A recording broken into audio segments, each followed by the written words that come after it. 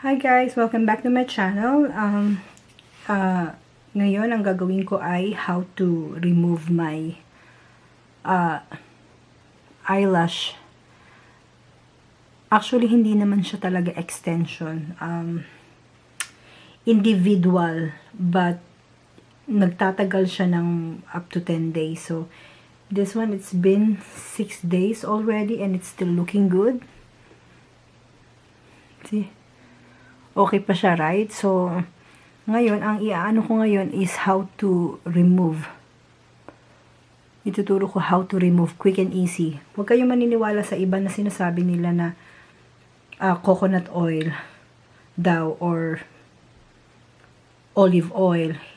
Makakatanggal siya pero ang tagal. Siguro abuti ka ng 15-20 minutes o 30 minutes pa bago mo matanggal lahat.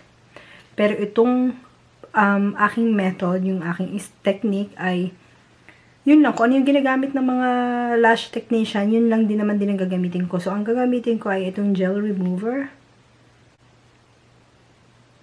So, ito yung gagamitin ko, gel remover, para sa dito, kung paano pagtanggal. So, wala akong gagamitin mga coconut oil or olive oil. Ito lang talaga, ito lang for 5 minutes. Ibabad mo lang ng 5 minutes and then tanggal.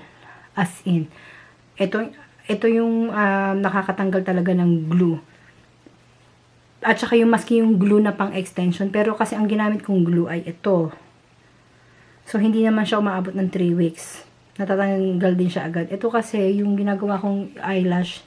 Ginagawa ko kasing eyelash ay eyelash na ganito lang. So, eyelashes siya talaga na in-individual ko lang. So, para siyang naging individual. So, regular eyelashes. And then, kinat ko. So, parang kinat ko lang siya. Nasa tutorial ko na siya sa YouTube. Just watch na lang. So, yun nga. Ito nga yung ginamit ko. Kasi mas mura to. Alam niyo ba kung magkano magpa-eyelash dito? Is $90. May $60. Tapos, after 3 weeks, you will come back to refill. So, that's another $30 or $40. Depende kung saan ka pupunta. So, mahal siya talaga magpa-extension. Pero itong technique ko, hindi na-ruin yung aking eyelash. Okay? Basta, meron ka lang proper na gel remover. Yun lang naman ang kailangan mo. Hindi yung coconut oil. Hindi. Nakakatanggal siya pero mas maraming matatanggal na real lashes mo bagong matanggal yung parang pinaka-extension or yung fake lashes mo. So, pero kung meron kang ganito, ito nabili ko to from Amazon. So, I think this one is parang less than $20, $19. So, $20 Canadian. So, murang-mura pero it will last you for a long time. Tapos, siguro mga isang ano lang, lagyan mo lang dito, babad mo for 5 minutes, that's it, tanggal na. So, ang gagamitin ko ay ito. Tsaka ito, bili lang kayo ng, ano bang tawag dito? Parang fiber. Ay, no. Oh my God. Nakalimutan ko eh. I will put all the link down below kung anong tawag dito. Parang, nakalimutan ko kasi anong tawag dito eh. So, yun lang, kukuha lang ng gel. And then, I mean, ng remover. And then, ilalagay lang doon. So, kailangan nyo na rin ng parang backup na Q-tips kasi pag-remove ganun. Ito paglagay, ito ang pag-remove, parang ganun. So napakadali lang. That's the one I'm going to show you yung video ko. Ito ka ang purpose is pag-remove. So ayun nga, para at least meron ko yung idea how to remove it. Very easy, just buy the gel remover. Okay, pero maglalagay pa rin ako after kasi just to show you because it's been 6 days. My God, it's still okay. See? Isn't it? You woke up like this. May eyelashes ka na. Kahit hindi ka na mag-makeup. Lalabas ka or ano, may eyelashes ka na, may kilay ka. You're good to go. So, kaya gusto ko ito kinda ano siya, parang nakaka-addict siyang maglagay. Kasi walang kagastos-gastos. Ito lang. And then ito. That's it. Okay, so let's get started. Okay? So, kuha lang tayo.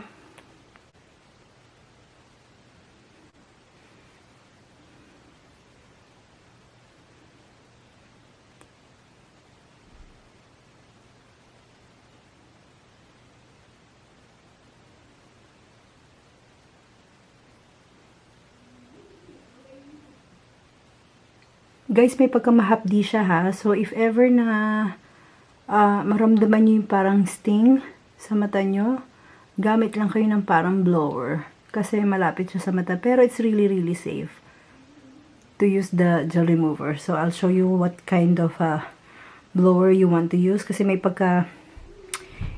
sting yung mata nyo eh. A little bit, but not really too much. So, this one. You're gonna use this one to blow. If you need more gel, just get more. Okay? So, wag manghinayang. And then, sa ibabaw.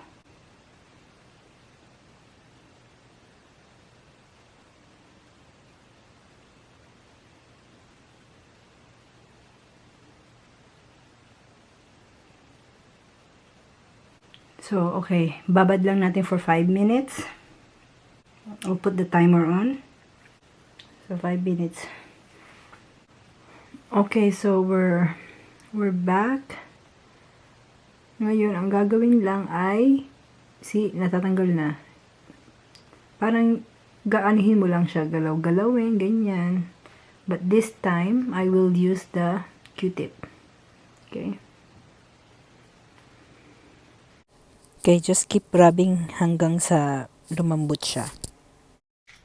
And then, blow lang.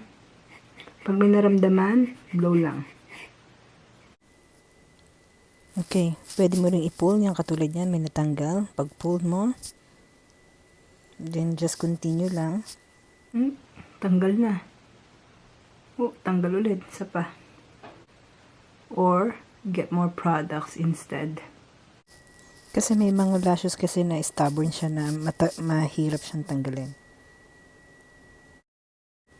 Guys, you can use your fingernails.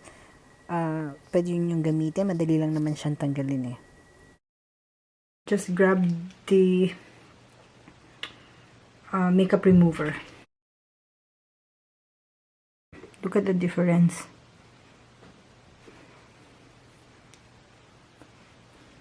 Ito yung wala.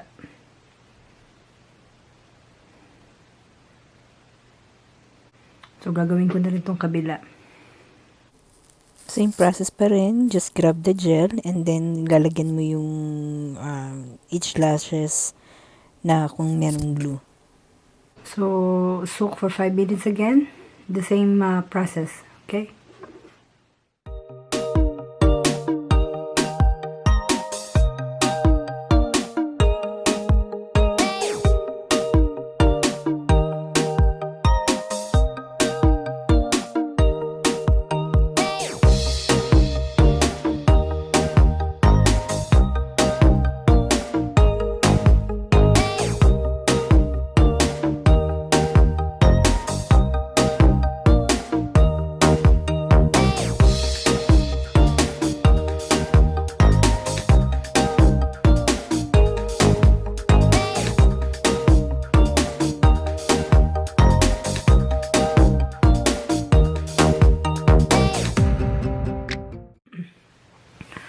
Okay, so now we're back. I'm done. I already wiped with the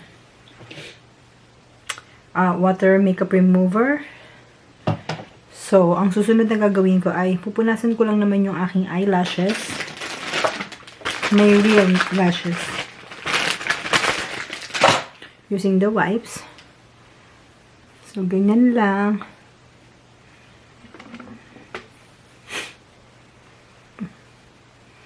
Kailangan kasi malinis. So, nothing. Mga Pilipino talaga pag maano talaga ang lashes, konti. Hindi talaga maano ang lashes natin, mga Pilipino. Bihira. Siguro kung meron man, may mga lahi. Pero hindi masyado. So, yan ang ating, mostly problem is walang mga magagandang lashes. Diyos ko po, ako gusto ko magkaroon ng lashes. Kaya nga dinadaan ko na lang sa mga ganitong technique kasi yun lang naman ang kaya natin gawin eh. Right? So, ito na guys, yung lashes. Naglaglagan na yung iba eh. So, ito yung lashes. Paglagay. Ang reason naman kung ba't ko tinanggal yun, kahit okay pa naman, is parang to show you how to remove. It's been 6 days na rin naman. Normally, it will last you for 10 days. Wala pang natatanggal. So, parang wow. Normally, 5 days may matatanggal na. Yung pang 7 days may matatanggal na. Sa akin, wala pa talaga natanggal. Kaya okay na okay pa. So, para lang may maituro sa inyo paano pagtanggal. So, tinuro ko na rin. Pero maglalagay pa rin ako ng bago. Ang dami ko kasing ganito. Sobrang ang dami kong eyelashes. So, why not do it, right?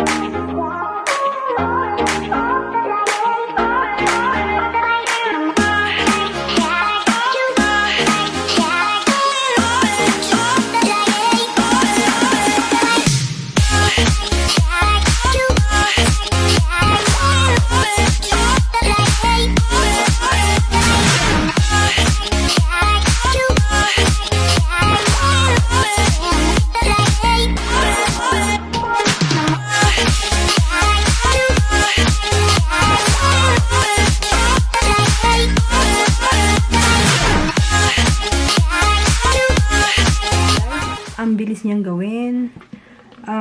Mukha lang siyang parang natural lang. Hindi siya masyadong mahaba. Mahaba siya, pero hindi halata. Hindi, kasi pag nakapikit ka, pag pumikit ako,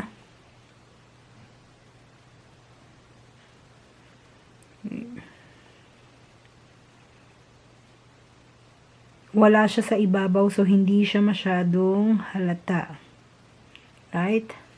So, yun ang kagandahan niya. Kaya, nagustuhan ko yung technique nito, itong kinds of method na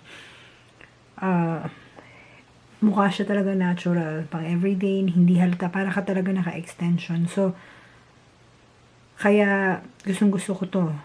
Talaga, as in. Ayun. That's it for now. Mag-subscribe kayo sa channel ko. Para makapag-upload pa ako sa susunod na mga videos at para makagawa pa ako ng susunod na mga videos. Kung gusto niyo mag-comment na rin kung anong magandang gawin. Kasi nasa Canada ako, so hindi ako makaano ng mga Philippine products or anything kasi wala naman ako sa Pilipinas. Kaya hindi ako makabili ng mga affordable. Pero kung interested kayo na makakita ng something na kahit na low, kahit medyo mamahalin yung mga makeup, kung gusto nyo may makita kayo, okay lang, sabihin nyo lang, mag-comment lang kayo. Kasi hindi naman ako makabili ng mga parang ever bilhin, ng mga affordable mga makeup. So, yun.